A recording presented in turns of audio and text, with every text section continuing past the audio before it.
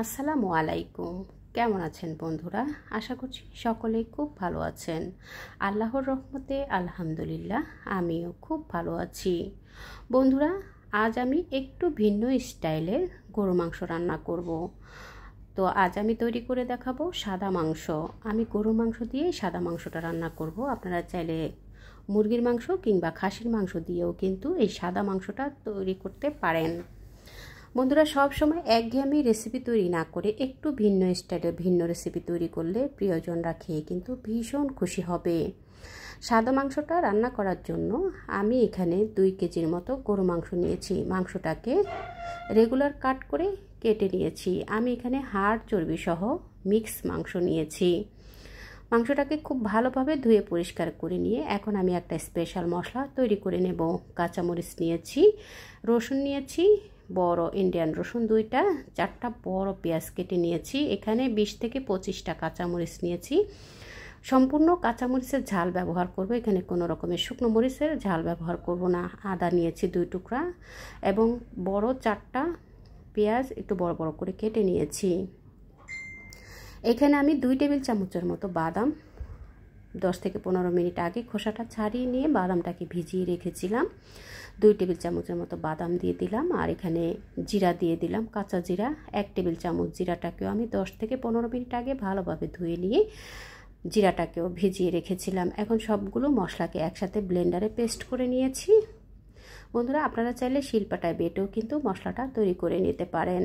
আর আমি এখানে সম্পূর্ণ কাঁচা ঝাল দিয়ে আজকের এই সাদা মাংসটা রান্না করব। আপনারা চাইলে বাড়িয়ে কমিয়ে ঝালটা অ্যাড করতে পারেন। স্বাদ মতো লবণ দিয়ে দিলাম। মশলাটা এখন ঢেলে দিয়েছি। স্বাদ মতো লবণ দিয়ে আমি এখানে ধনিয়ার গুঁড়া দিয়ে দিলাম 1.5 টেবিল চামচ। তেজপাতা দিয়ে দিলাম বড় 2টা ছিঁড়ে 4-5 টুকরা।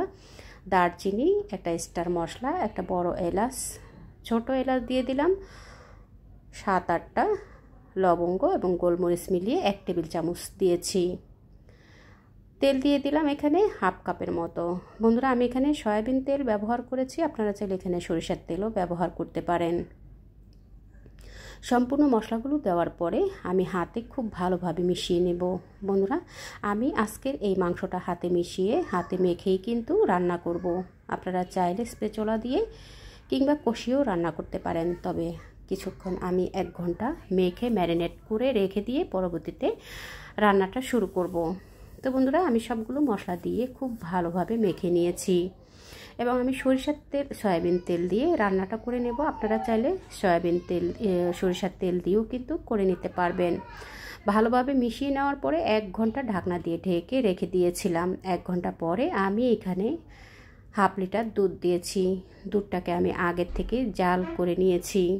জাল করে নিয়ে এরপর আমি দুধটা এখানে ব্যবহার করেছি। আমি এখানে কোনো রকমের পানি ব্যবহার করব না। 1/2 লিটার দুধ দিয়েছি। এই দুধটা দিয়েই কিন্তু সম্পূর্ণ মাংসটা রান্না করে নেব। এখন আমি চুলায় বসিয়ে দিয়েছি। চুলায় বসিয়ে হাই হিটে আমি 20 মিনিট জাল করে নিয়েছি। এতে করে মাংস থেকে পানি বেরিয়ে গেছে এবং যে দুধ দিয়েছিলাম সেই দুধটা দিয়ে আজকের এই মাংসটা সম্পূর্ণভাবে সেদ্ধ করে নেব, রান্না করে নেব। বন্ধুরা, আমি এখানে কিন্তু হাড় চর্বি সহ সম্পূর্ণ মিক্স মাংস নিয়েছি। আপনারা আপনাদের পছন্দ মতো কিন্তু শুধু সলিড মাংস কিংবা এভাবে মিক্স করে নিলেই কিন্তু এই মাংসটা খেতে ভীষণ ভালো লাগে। এবং আমি গরুর মাংস দিয়ে আজকের এই সাদা মাংসটা রান্না করব। আপনারা চাইলে খাসির মাংস কিংবা মুরগির মাংস দিয়েও একই প্রসেসে এই সাদা মাংসটা রান্না করে নিতে পারবেন। তো বন্ধুরা, 20 মিনিট জাল করে নেওয়ার পরে যখন পানি বেরিয়ে গেছে তখন আমি চুলার আঁচ মিডিয়াম লোতে রেখে আমি প্রায় 40 থেকে 45 মিনিট চুলার উপরে মিডিয়াম আঁচে রেখে দিয়েছিলাম। দেখুন, মাংসটাও সুন্দরভাবে সেদ্ধ হয়ে গেছে, পানিটাও কিন্তু সুন্দরভাবে শুকিয়ে গেছে, তেলটা ছেড়ে দিয়েছে। ঠিক সেই পর্যন্ত আসা পর্যন্ত আমি মাংসটাকে রান্না করে নিয়েছি। আমি চেক করে দেখেছি মাংসটা কিন্তু সেদ্ধ হয়ে গেছে। বন্ধুরা, আপনাদের মাংসটা যদি সেদ্ধ না হয় সেক্ষেত্রে আরও কিছুটা পানি দিয়েও কিন্তু সেদ্ধ হওয়া পর্যন্ত মাংসটা রান্না করে নিতে পারেন। টেস্টের জন্য আমি এখানে 1 টেবিল চামচ চিনি দিয়েছি। বন্ধুরা, চিনিটা স্কিপ করতে পারেন, তবে চিনিটা দিলে সাদা মাংসের স্বাদটা অনেকটা বেড়ে যায়। যখন মাংসটা কষতে কষতে যখন এরকম তেল ছেড়ে আসবে ঠিক সেই পর্যন্ত কিন্তু মাংসটাকে কষিয়ে কষিয়ে এভাবে করে রান্না করে নেব।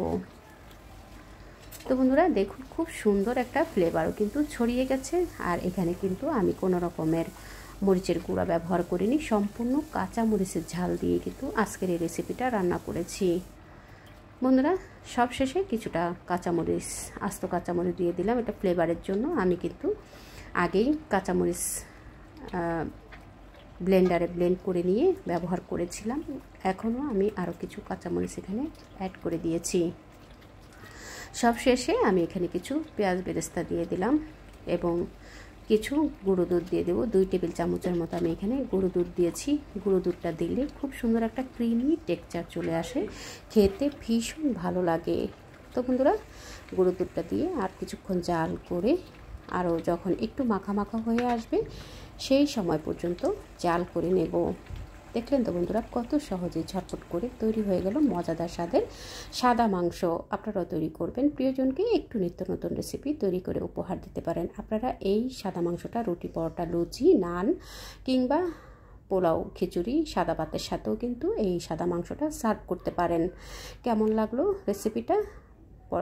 দেখা হবে পরবর্তী কোনো রেসিপির সঙ্গে। আল্লাহ হাফেজ।